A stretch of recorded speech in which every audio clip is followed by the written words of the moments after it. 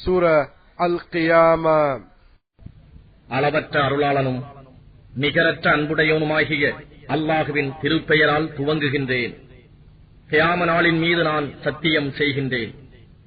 தன் பாவத்துக்காக தன்னையே நிந்தித்துக் கொண்டிருக்கும் ஆன்மாவின் மீது நான் சத்தியம் செய்கின்றேன். மரித்து உச்சிப் போன மனிதனின் எலும்புகளை நாம் ஒன்று சேர்க்கவே மாட்டோம் என்று மனிதன் எண்ணுகின்றானா?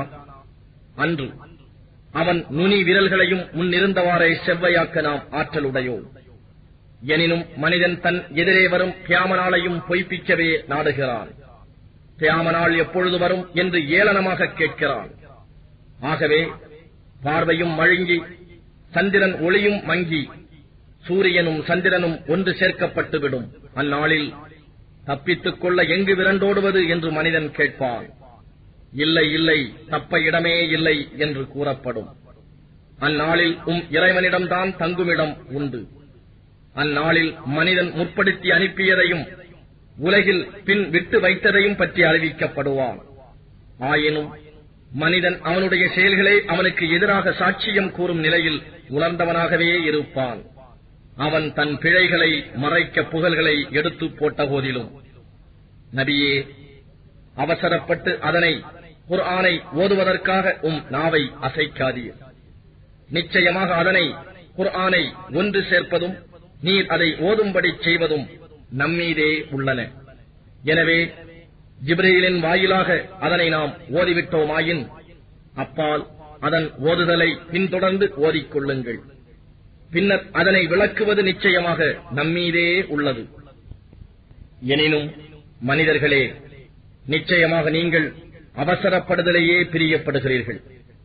ஆகவேதான் இம்மையை பற்றிக் கொண்டு மறுமையை விட்டு விடுகிறீர்கள். அந்நாளில் சில முகங்கள் மகிழ்ச்சியால் செழுமையாக இருக்கும், தம்முடைய ரப்பளவில் நோக்கியவையாக இருக்கும். ஆனால் வேறு சில முகங்களோ துக்கத்தால் சுண்டி இருக்கும். இடுப்பை ஒடிக்கும் ஒரு பேராபத்து தம்மீது ஏற்படப் போவதாக அவை உறுதி கொண்டிருக்கும். அவ்வாறல்ல, மரண வேளையில் அவன் உயிர் தொண்டை குழியை அடைந்துவிட்டால் அவனை குணப்படுத்துவதற்காக மந்திரிப்பவன் யார் என கேட்கப்படுகிறது. ஆனால் அவனோ நிச்சயமாக அதுதான் தன் பிரிவு காலம் என்பதை உறுதி கொள்கிறான்.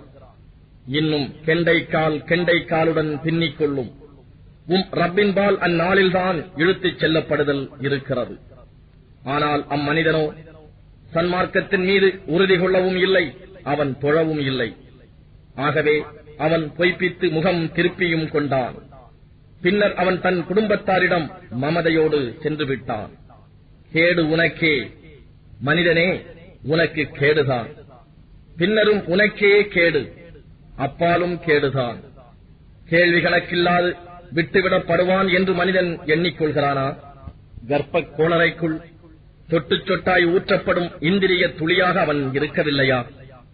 பின்னர் அவன் ஒரு தசை கட்டியாக இருந்தான்.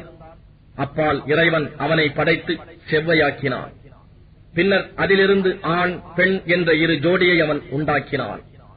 இவ்வாறு படைக்கும் அவன் மரித்தோரை உயிர்ப்பிக்கும் ஆற்றல் உடையவன் அல்லனா?